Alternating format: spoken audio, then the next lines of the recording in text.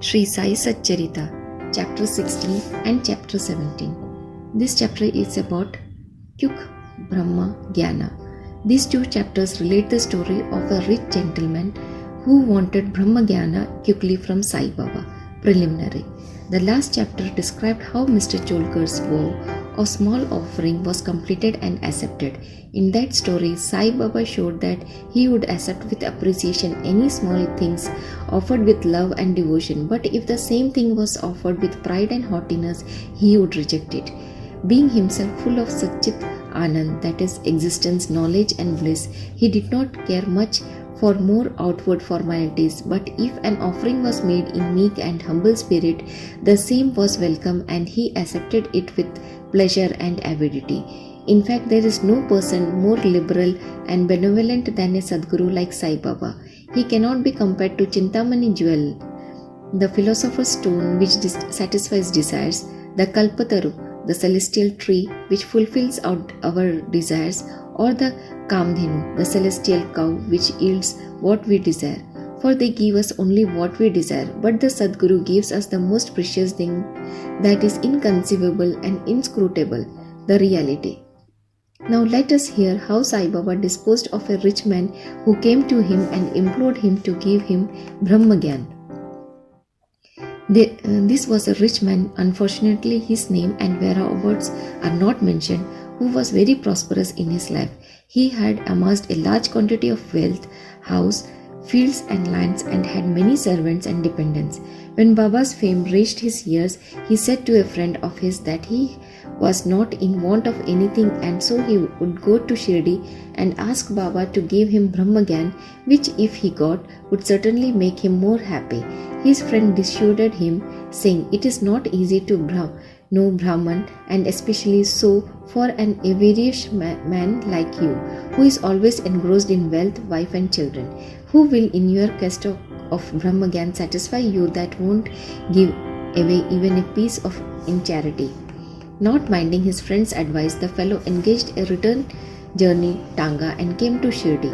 He went to masjid, saw Sai Baba, fell at his feet and said, "Baba, hearing that you show the Brahman to all who come over here without any delay, I have come here all the way from my distant place. I am much fatigued by the journey, and if I get the Brahman from you, my troubles will be well paid and rewarded." Baba then replied, "Oh my dear friend, do not be anxious. I shall immediately show you the Brahman.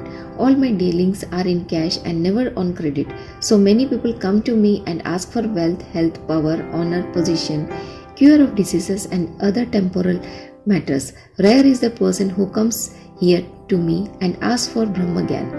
There is no dearth of persons asking for worldly things, but as persons interested in spiritual matters are very rare, I think it a lucky and auspicious moment when persons like you come and press me for Brahmagyan, so I show to you with pleasure the Brahman with all its accompaniments and complications."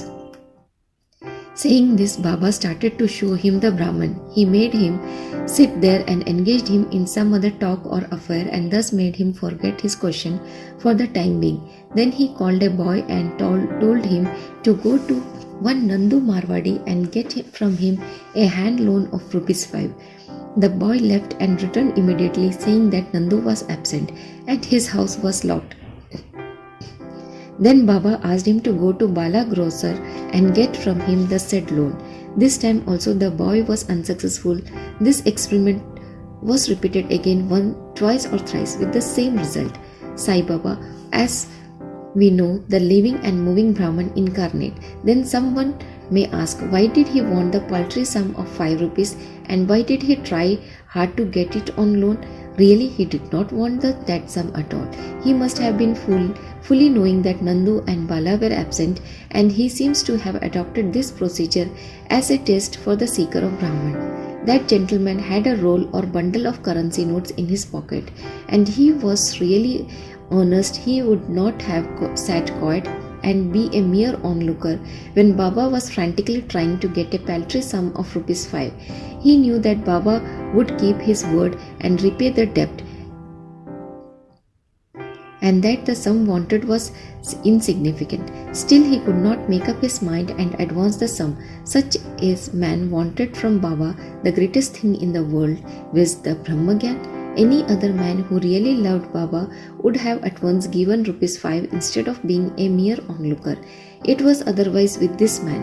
He advanced no money nor did he sit silent, but began to be impatient, as he was in a haste to return and implored Baba, saying, "Oh Baba, please show me the Brahman soon."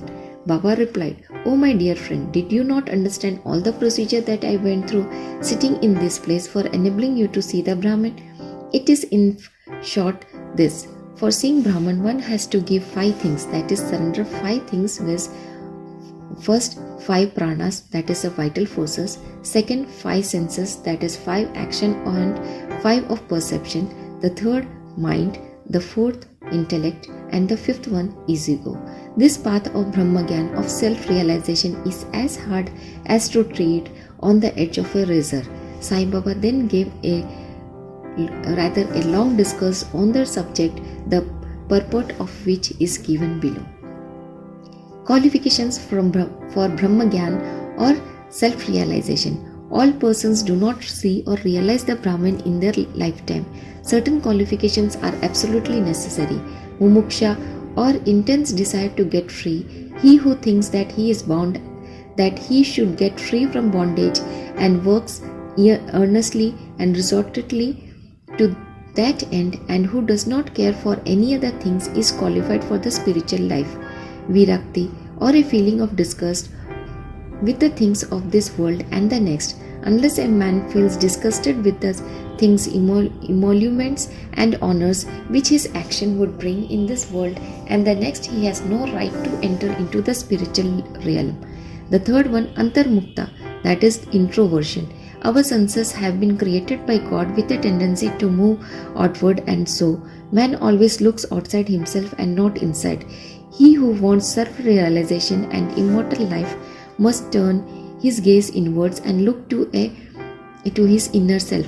The fourth one, catharsis, from purging away of sins. Unless a man has turned away from wickedness and stopped from doing wrong and has entirely composed himself, and unless his mind is at rest, he cannot gain self-realization even by means of knowledge. The fifth one, right conduct.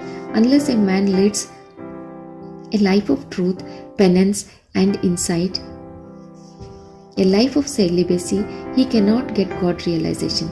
The sixth one, preferring Shreyas, the good, to Prayas, the pleasant. There are two sorts of things, viz. The good and the pleasant. The former deals with spiritual affair and the latter with mundane matters. Both these approach man for acceptance. He has to think and choose one of them. The wise man prefers the good to the pleasant, but the unwise, through greed and attachment, chooses the pleasant. The seventh one, control of the mind and the senses. The body is the chariot and the self is its master. Intellect is the charioteer and the mind is the reins. The senses are the horses and sense objects their paths.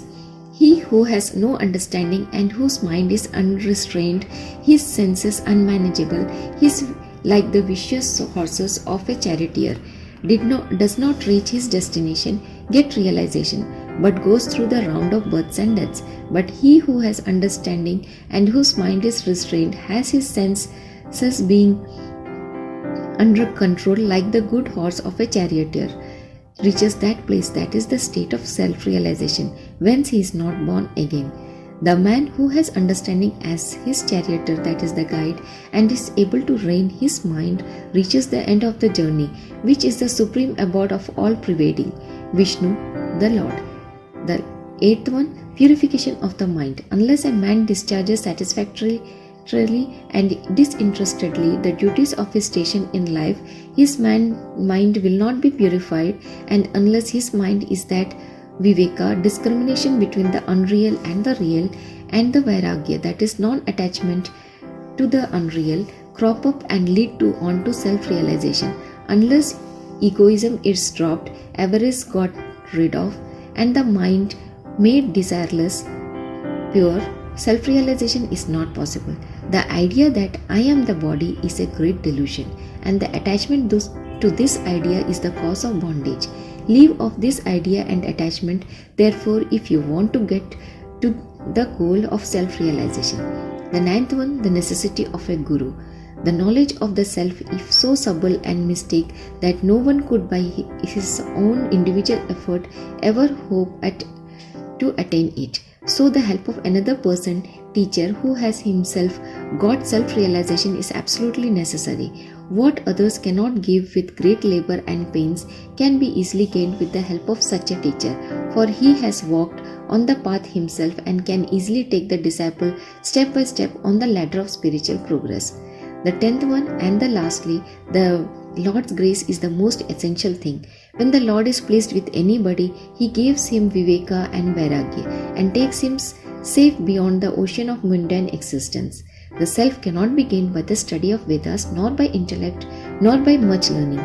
He whom the self chooses gains it. To him, the self reveals its nature, says the Katha Upanishad.